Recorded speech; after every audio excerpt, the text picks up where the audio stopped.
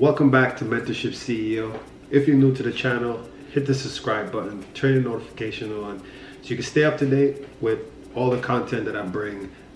So today, what I have for you is a new watch review. So stay tuned.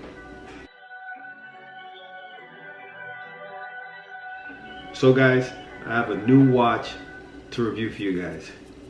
And the watch is the Rolex Datejust 16233. And here's a close look.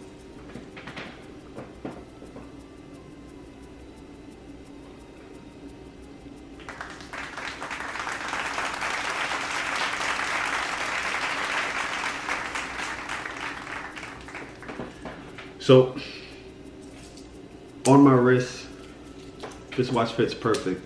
36 millimeter case, just like some of the others that I've reviewed.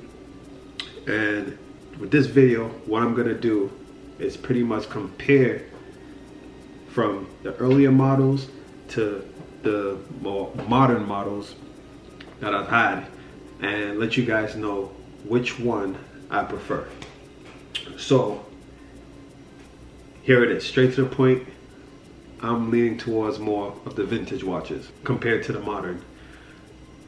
And all the reasons, I'm gonna list them right now. Visually, I prefer the vintage because they have a little bit more character to them. You know, they have the right amount of balance of flash and character where it's worn and shows a little bit of warmth to them. This one is the 16233, so it's right in the middle. I'll show you guys the watches that I've had and the differences. So first I'll pop up on the screen the 1601, two 1601s that I've had. One is a champagne, one is a blue dial. In the 1601, the dial has a pie pan dial.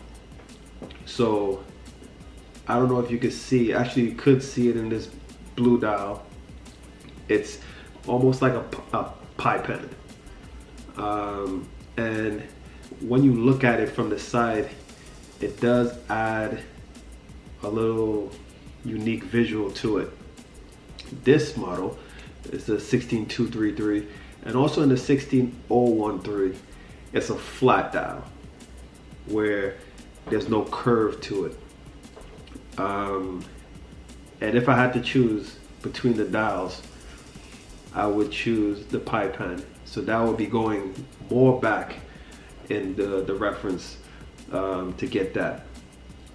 So I'm not gonna go through based on the year when the 1601 ended and then moved into the 16013 and then to the 16233 and then the 116233.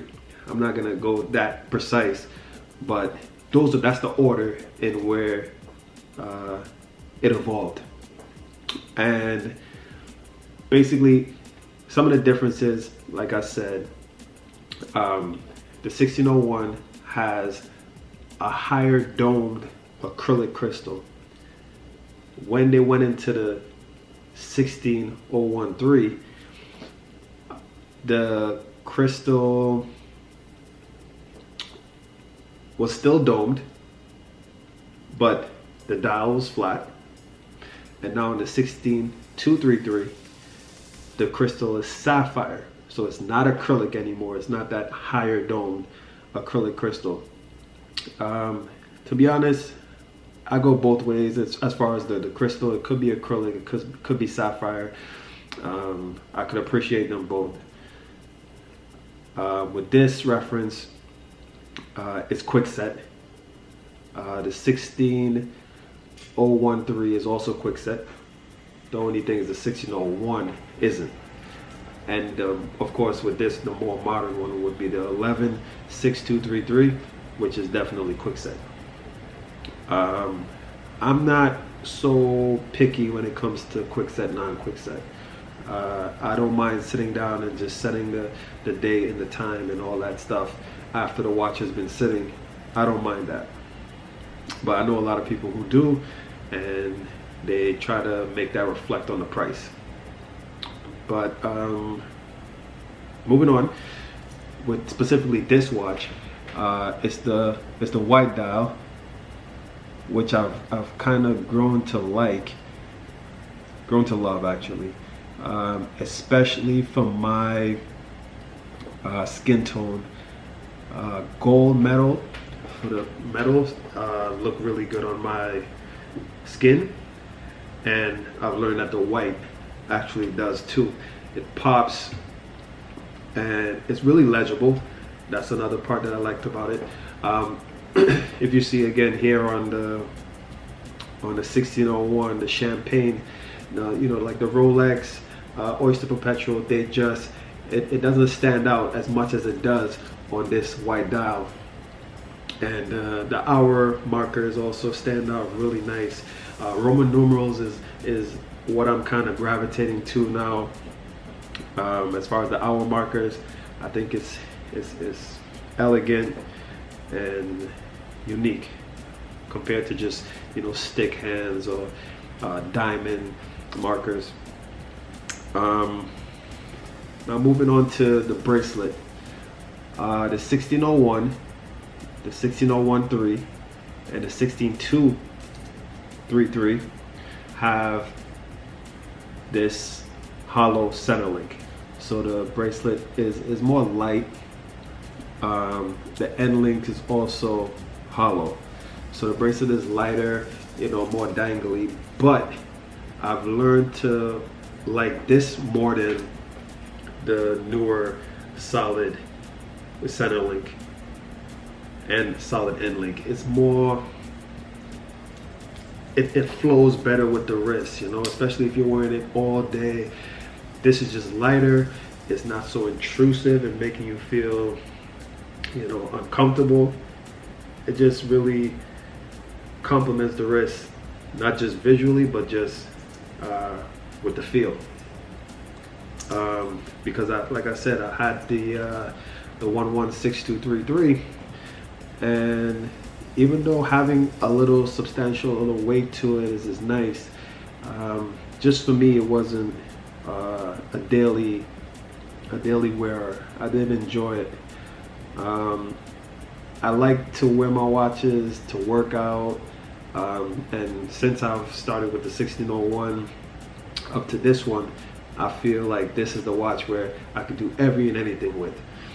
I felt like I looked crazy when I wore the 116233 to work out, and it just looked more of a jewelry piece than a watch that, you know, is to tell time. And I don't know if I'm explaining it correct. Pretty much it's hefty, and this is just a watch. Of course it has the hose case, which I appreciate.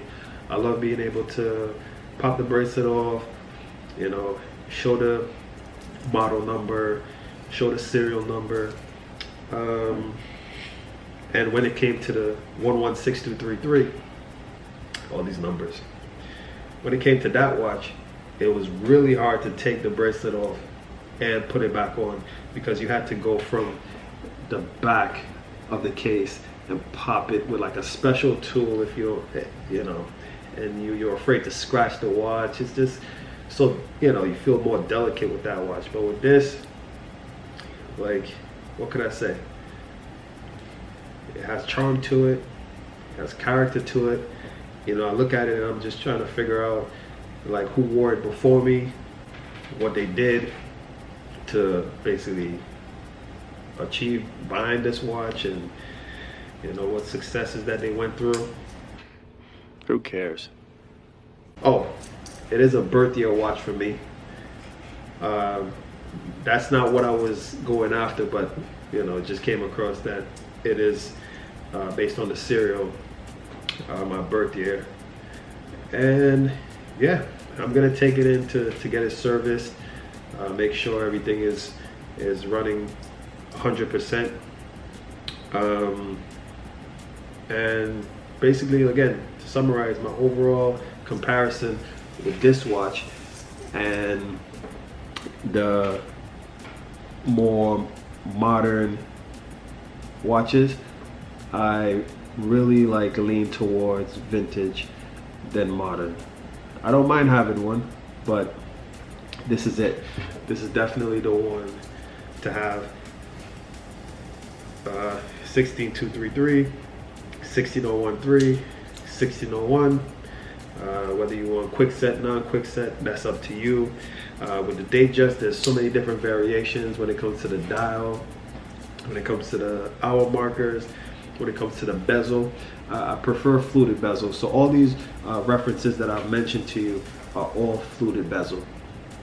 All the other ones, like let's say engine turn bezel, there's a smooth one, there's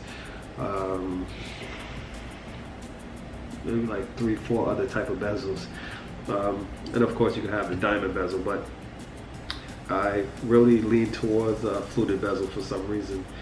So right now I would say I have the perfect watch for me. I've been through them all. Been through the 1601. I've been through the Submariners where they're 40 millimeter. That's the 16610, the 16613, the Bluesy, and the 40 millimeter watches are okay. I'm tempted to get my hands on one of the 41 millimeters, the new Submariner that came out. I just want to try it on and see how it wears. From the reviews that I've seen, it seemed like it wears just like or close to the 40 millimeter. You know, it's just by a little bit. And but I've leaned towards, like I said, the 36 millimeter, 34, even 33 millimeter watches on the vintage side that I think is perfect for me. I do have my eyes on other pieces, and 40 millimeter is my max. That's my cutoff point. So of course I'm leaning towards some subs, and 30 Explorers are in the 39 millimeter range. So I've been looking at Explorer 2. So I know you guys have been waiting for this video because I kind of hinted in my previous video that I had something coming that was going back to, I guess, where I started. And the crazy thing is, like, where I started is looking at what I could afford, and then I was looking at what I couldn't, and thinking that what I couldn't afford, which was the newer best, was going to be better. But I've learned that when I actually got the better and the newer, that it wasn't what I actually preferred, and that the vintage is what I preferred. So guys, comment below what you guys think, you know, based on what I mentioned, which one you prefer, whether it's the older 1601 or the newer 116233, or in between, which would be the 16031 or the 16233. All these numbers.